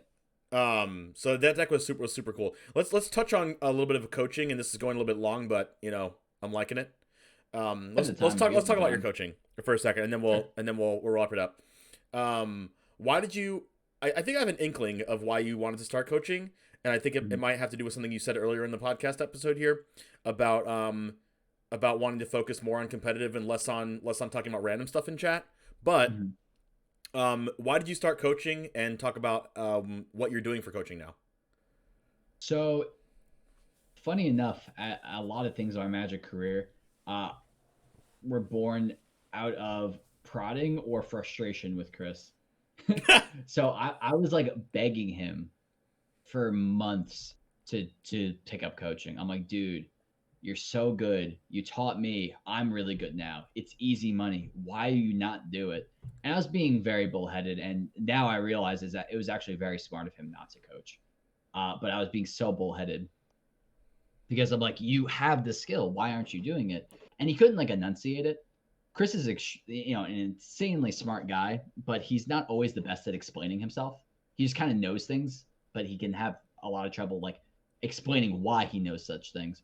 What he was finally able to get through to me is like, Bob, like, let's be real. Like, I didn't even teach you that well. I kind of just like played next to you for 3 years and you eventually just like figured it out. Caught It's on. not like I really taught you. You just like kind of just like picked it up with time. And I'm like, all right, I guess that's fair. He's very self-aware. He's like, I'm just not the best coach. So I stopped pestering him. But I felt like there was a big hole like that Chris could have filled and didn't. So that was partial motivator, but not my full motivator.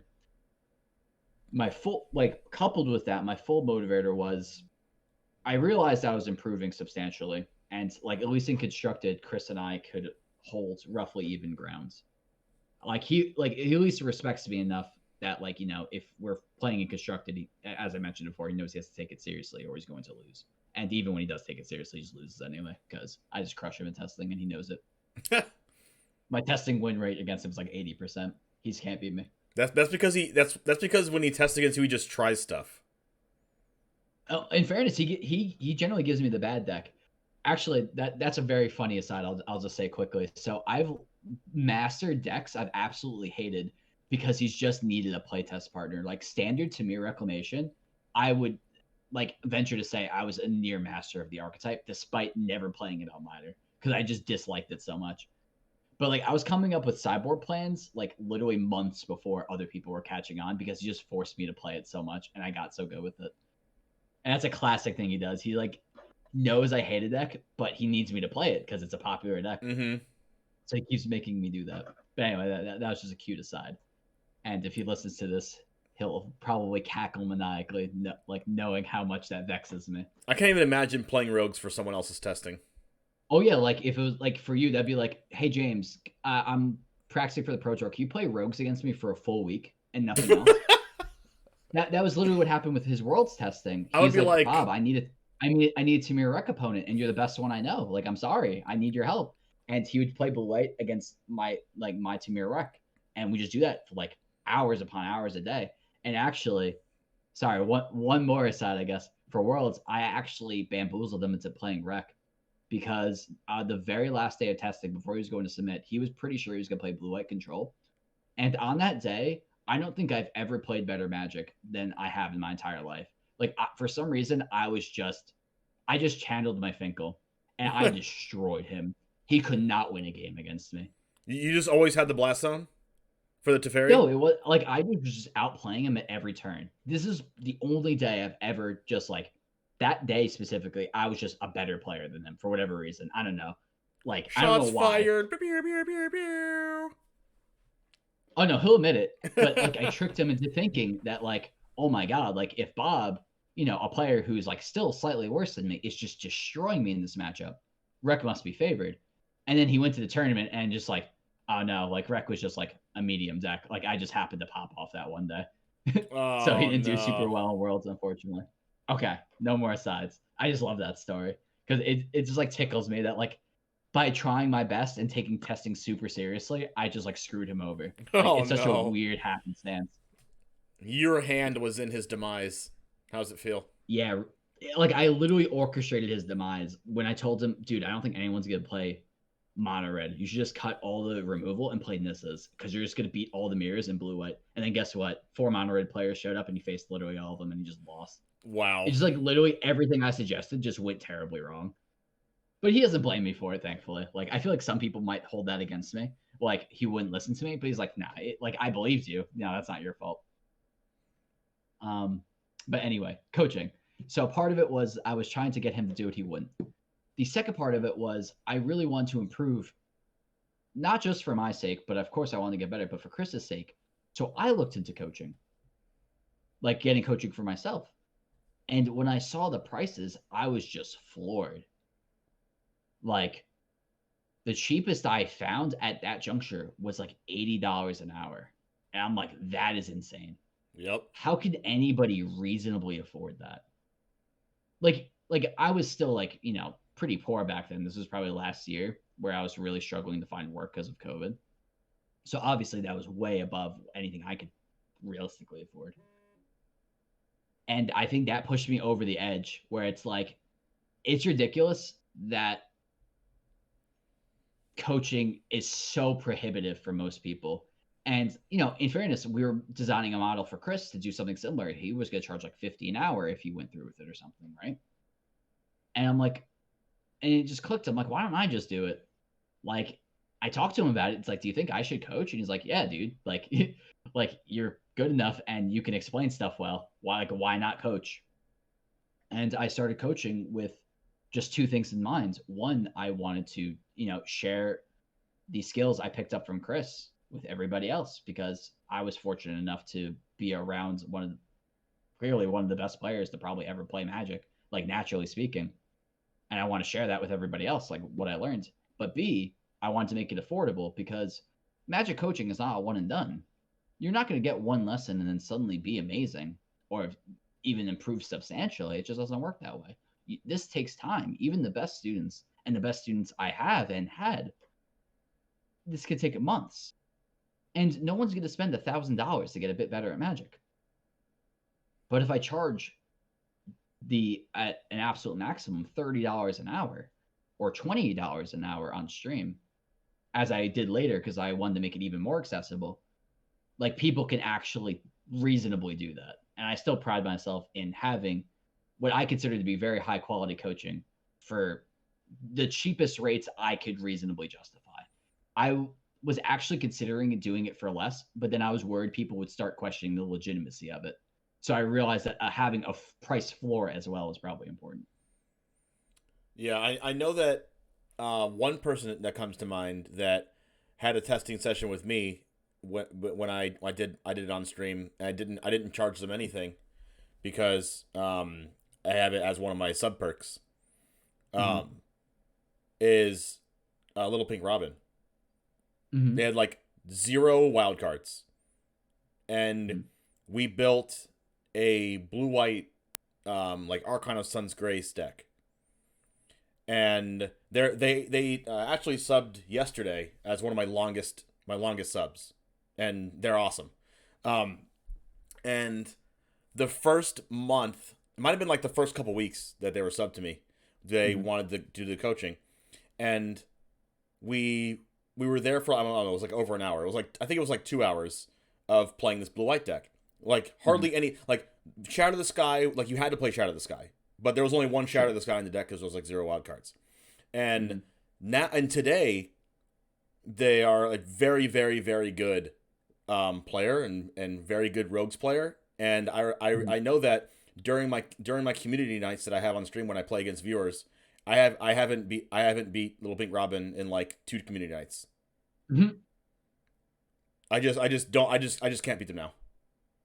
Yeah, Robin hangs out in my chat a lot too.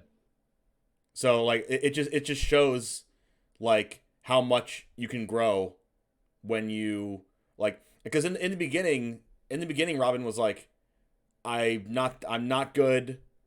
I don't know what my style of play is.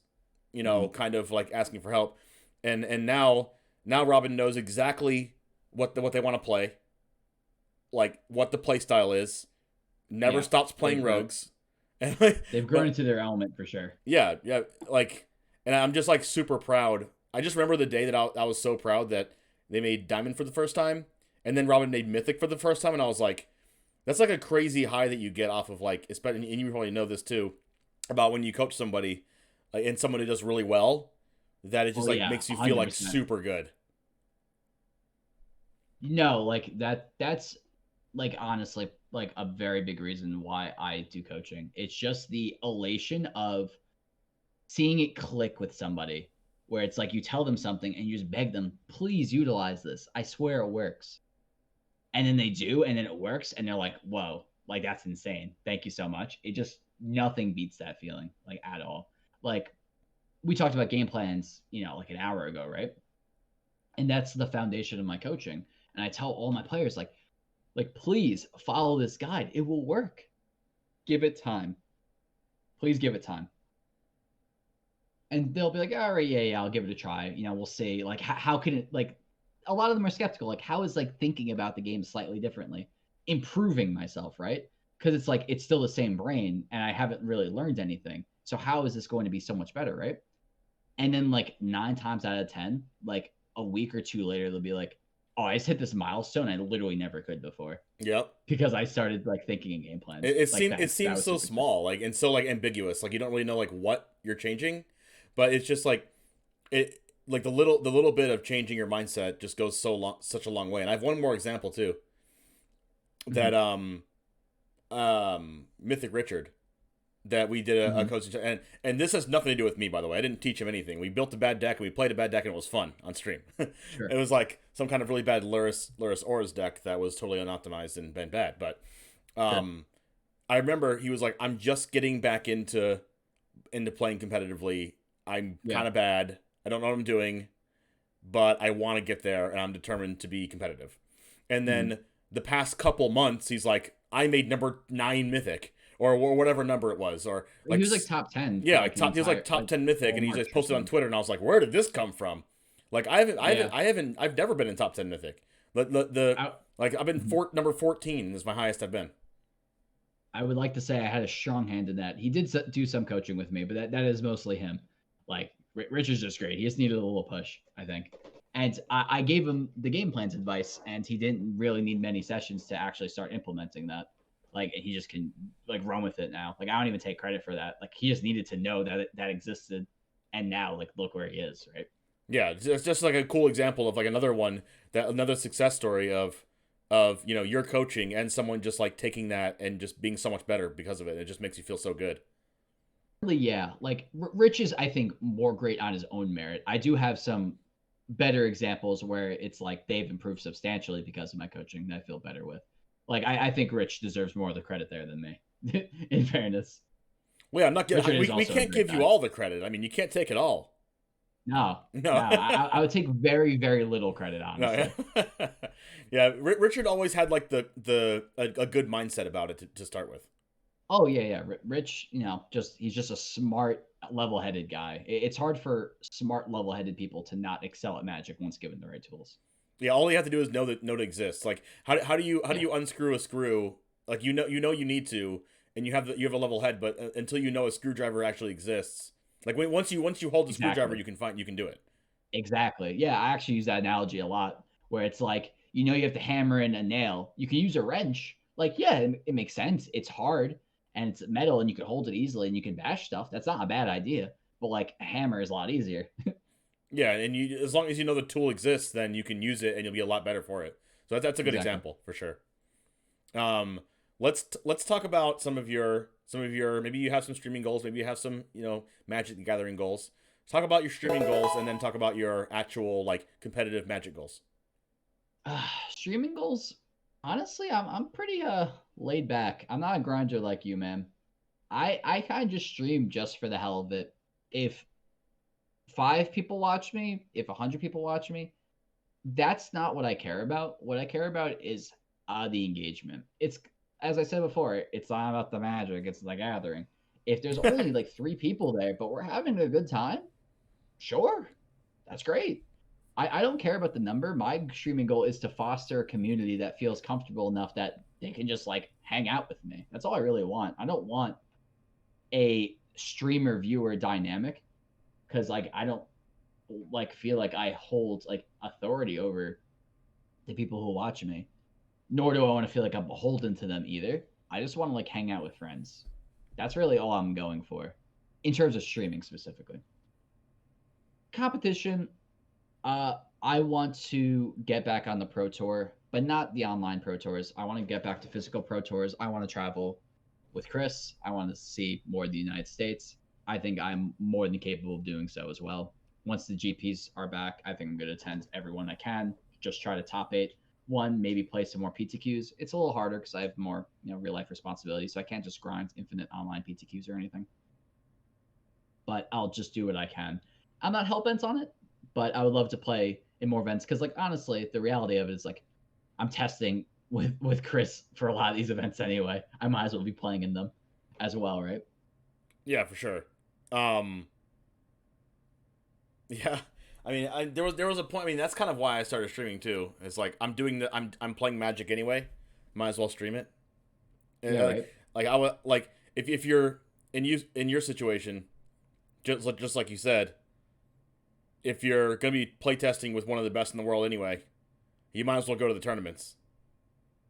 That's the competitive standpoint, and from the streaming standpoint, it's like I have to write articles anyway, and like I have to play Magic anyway. I want to play Magic anyway. I might as well do it where I don't feel so lonely, kind of like in a very vulnerable way. Like I just like get lonely kind of easily. I have my wife, but she's working during the day, right? So you're like, So I feel sometimes kind I of feel lonely kind of today. I've lonely. already written my article. Let's fire up the stream and Yeah, talk to people. yeah, like pretty much. Like there'll be days I'm done with work at like 10 in the morning, and it's like, now what do I do? My wife's not off till 5. I can't really bother her. She's busy. She's an important worker. She has to do stuff, That's and I'm just like, what do I do? well, that's when you whip out your Game Boy Color and start some Pokemon Fire Red. That's not a bad idea. I should still have my Game Boy. That's not a bad idea. All That's right, not a bad wrapping idea. up here. I have a question for you, and it's an existential crisis question. Oh, perfect. And you can't My favorite. and you can't say crepes, and you also can't say Belgian waffles. What if you had 2 plates in front of you? One had a traditional waffle, one had a traditional pancake. Which one do you go for? Either. Listen, I'm trying to get you to pick one of them. Hold on. Let me qualify. Can I qualify? All right, you can go ahead. I, realistically speaking, I do not like waffles, nor do I like pancakes. They're both very okay to medium minus in my book. But if we could substitute out the French toast, I can mess with some French toast. I do like me some French toast. Okay. Well, okay. I guess I I can't think get. it's a very I reasonable guess I answer. can't get you to say whether you like pancakes or waffles. So I guess you have to No, get banned from my chat. there you go. No. Like if I have to choose, like I definitely ate way more waffles in my life than pancakes. I never really enjoyed it either way, but that's just how it is. A very small aside about me. I actually have a very very picky diet for no like I just like dislike a lot of food for some reason. Are you just like the pizza, macaroni and cheese, chicken nuggets kind of person, or are you like a different kind of picky? No. So that's what most people assume. They're like, "Oh, you're an extremely picky eater. You must eat like garbage." It's actually the exact opposite. I really don't like eating many unhealthy foods. There's very few unhealthy foods I actually enjoy eating. I really like the salty and savory notes. I'm not a big fan of sweet notes in general. So I hate chocolate. I hate ice cream. I hate cake. I hate a lot of like sugary products. I hate Pop Tarts. I hate yodels, like What? whatever, What's a yodel? like all that stuff, like that, uh, like Twinkies. It's kind of like a Twinkie Oh, thing. okay. It's like I really don't like most processed foods. I dislike most candy. Like What do you like then?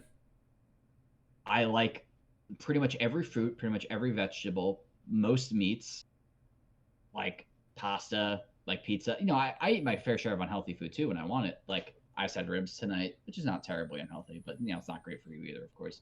Pizza, Chinese food, Italian. I have a pretty wide breadth of stuff I also like. It's just like a lot of unhealthy stuff. So you just named like every dessert possible. Like, do you like cheesecake? No, I hate all cakes. If it's a cake, a cupcake, a brownie, chocolate, ice cream, I will pretty much not eat it. So a cheesecake is actually not considered a cake. I found this out the other day. It's a tart. I don't care. I won't eat tarts either then. Like they just for some reason they just taste so bad to me. What about pie? It just I hate pie. Oh my god. Oh no. Yeah, dude. I go to a restaurant and just 9 out of 10 times I can't have dessert even if I wanted it. The only dessert item I really have is sherbet or froyo. It's the only thing I'm happy to eat. Everything else I'm not happy. Why though? I don't know. I guess I could tell you a quick story. So I was 4 years old at Hershey Park. Yeah. Yes. The Kingdom of Chocolate. Yep. I went on a ride that kind of takes you through the process of how chocolate is made, and it was magical because I'm a kid. This is crazy. And at the very end, because I was a cute, chubby 4-year-old, they have to give me a free Hershey's Kiss, right? It only makes sense. And I was hype because I've never had chocolate at this point because my parents believed in me mostly healthy eating as a child. Makes sense, sure. And that persisted the entire time I lived with them. There was very rarely any unhealthy food in the house that I was willing to eat. But anyway, they gave me the Hershey Kiss, and I'm like, this is dope. This is it. I unwrap it, and I scarf it down. And the taste to me was so vile, I instantly projectile vomited. I hated it so much. What? I hated the taste of chocolate so much that literally just threw up. I could not handle it. And there was nothing wrong with it. We postulated, was there something wrong with the chocolate? Is it a mental block? No. I just hate chocolate. It tastes disgusting to me. I don't think I've ever seen or met anybody that hates chocolate as much as you. And I've met a couple of people that don't like chocolate or don't like cakes and they like cupcakes, or they like cheesecake and they like 100%. Cake. But I've never ever met somebody that hates chocolate as much as that. Yes. So the prevailing theory that we have is that there's actually a weird genetic mutation that some people can have. It's a very, very, very mostly, irrelevant. Mostly irrelevant, right? Thank you. Perfect word. Mutation, but that you can't taste the sweetness in chocolate. Just chocolate? Not like most other things? Just chocolate. And it just tastes like garbage to those people. And I don't think it exactly works for me because chocolate still tastes sweet, but it just tastes so disgusting. It's so disgusting to me. I've literally eaten grass before, and I'm like, that was actually not bad. And chocolate's disgusting. Oh, if you want to know, that's a great story. It's super quick. Okay. I was 5 years old sitting outside, and this was probably one of the smartest moments I ever had because I was an obscenely stupid child. And I just looked at the grass, and I'm like, this will never be acceptable when I'm older. I just rip out a handful and stuff it in my mouth because I'm like, I need to know. That's good. No one's gonna know. That's good self-awareness right there. No one's gonna like this when you're older. You're younger. You might as well do it. Do you want to know what grass tastes like? Sure. Celery? Tastes like kale. It's kale. It's like kale to a T. Really? I had kale for the first time a few years ago. I'm like, holy shit, this is grass all over again. Sorry, I was trying to avoid cursing the whole time. I apologize. No, you can't. That's fine. Wow. But yeah, I was just so surprised. I'm like, that's grass, dude. And my parents were looking at me like, what are you talking about? And I'm like, Mom, that's grass. You're like, I know I've tasted this taste before. Exactly I know when it was. It's grass. Literally brain blasted. It was insane. That's funny. Grimoire in chat says, don't need to buy kale. Just eat lawn trimmings. Yeah, write that one down. It's the same taste. It is the same taste. It might have less nutritional value than kale. Oh, it definitely does, yeah. I can't imagine it's that good for you. But, cows eat it, so. Look how strong and healthy cows are. They eat it all day. Yeah. They don't need to eat anything else. So, we're really just, the middle, they're kind of just the middleman between us and grass. I was just the pioneer to, cut out the middleman, I'm bringing cr- the grass straight to you. I'm crying right now. That's funny. Dude, I have so Oh, many stories as stupid things I did as a that's kid. funny. If I told all the ones I remember, we'd be here for another 3 hours. Fine with me. Anyway, we're gonna head out here. I ask for pancakes or waffles. You say neither. I ask for, like my favorite kind of pancakes. I mean, I'm a pancakes person, by the way. Is like, That makes sense. Like pancakes, I think are like objectively better than waffles. Like if I'm being honest, like yeah. if you just think about how they're constructed, like pancakes just sound more appealing. I just was never a fan of either. The only reason I would choose waffles is because I had a lot of Kellogg's waffles as a kid. Like is the only like I love the pancakes that have like have little Hershey kisses in them, like the chocolate pancakes. Oh, That would sure. just not The fly with chocolate you. chip pancakes. Yeah, no, that would be a problem. Like I would be willing to eat pancakes, like fruit pancakes. I've tried it, but it's just not for me. It's just very spongy and sweet, and just like I'm not about it. That kind of reminds me of the people that have a genetic mutation that they can't taste what cilantro tastes like, and it just tastes Or like it tastes dirt. like soap to them. Yeah, which is a much more common thing. That's like half the people, like in the world, like can't taste what cilantro tastes like. My wife has that, I believe, So basically, it's like that, but just for chocolate, which is but the just for worst chocolate conceivable thing I can even think about. and much rare. Assuming I even have it, but like apparently that's specifically it doesn't taste sweet to you, but chocolate still tastes sweet to me. I just hate the flavor. And I agree with you. I've never met somebody who ostensibly hates chocolate as much as I do. I've had people like, yeah, I'm not a big fan, but like it's disgusting. Like the last food I'll ever eat. So you say you don't eat cake? Do you eat strawberry cake? No, I eat no cake. If it's cake in the word, I will not eat it. A rice cake. All right, well, like I don't like rice cakes either, but like at least like I see you trying to mise it. Like I could eat that. I still wouldn't want to. A crab Crab cake. cake. All right, now we're getting off the rails. But yeah, crab cakes are okay. You put these rails on. That's fair. I put up the bumpers. I Yeah, can't blame yeah. you for riding it, I guess. All right. How can we find you on social media?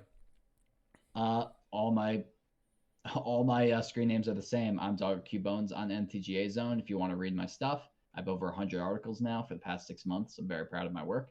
I'm DoggertQBones on Twitter. I'm DoggertQBones on Twitch. I believe that's more or less it. I do have a Facebook, technically, that I don't really use, nor would I want people really knowing about, I I guess. believe the only place you're not DoggertQBones on is MTGA Zone. No, I'm DoggertQBones there. Oh, I guess they recently changed it then. I thought I had your real name on there. It did for like 2 months, and then I asked them just to change it so it like people just like recognize the So name. it's 'Cause, like, cohesive, yeah. And if you're yeah, if because you're like listening Robert to Lee, this, it's such a generic name. yeah, it's very generic. Yeah, DoggertQBones is not generic. All right, so There you go. if you're not watching this on YouTube and can't see his name on the screen, if you're listening to this on the podcast, it is DoggertQBones. DoggertQBones. Yeah. Thank you very much, DoggertQBones, Bob, Yeah. for hanging out Like I with us said, yeah, today totally. and being on episode 14 of StreamCast podcast. It was fun. I rarely get to actually talk to myself about myself, rather not talk to myself. People on stream should ask me more questions about my life. I'd be happy to answer them, but no one actually asks. Well, this is why we do this, so that we can Right. learn more about other streamers. And definitely, if you'd like to listen to the other 13 episodes and find out about a bunch of other streamers you probably watch, definitely a smart thing to do. You learn a lot. DZ is. I learned so much from DZ. I learned so much from Death Sea about traveling the world. Like so many streamers and things. I learned so many things from. Just actually a quick aside. A quick thing about DZ. I actually saw a clip from your streamcast with him, and the find the price and pay it. I'm like, that's great advice. Like I really like that segment. Yeah, that was just a clip I posted on Twitter randomly, I think. Yeah. That's where I watch it. I'm like, damn, that's like some pretty sage advice. Like I don't have time to watch most streamers realistically, so I haven't really watched DZ. So I didn't know much about him, but I'm like, that's a good first impression, my man. Yeah, like it makes you want to watch the people. Like that's one of the points for making this podcast in the first place. Like someone might hear, John likes games, right? Yeah, I'm familiar. If you have you heard his story? No, I know he dresses very dapper though. That Yes, is he the dresses dapper. and I know Rumpty loves Yeah, him. That's the extent of what I that's know about something him. that a lot of people know about. Most people know about John Lance Games, but when you go back and listen to that podcast and you hear his story and why he started streaming, like I was actually almost crying on stream. Like it was like Damn, dude. legit crazy story. Like from rags to riches. Like you gotta listen. Like if you're listening to this on the podcast or watching this on YouTube, like you have to go back and listen to like just that one. If you listen to anything else, like it's just like so cool to learn about streamers that you watch and like learn about their backstories and even in your competitive play and being so close with Chris CovertGoBlue, maybe a lot of people don't know that, and maybe people want to watch your stream now because of that too.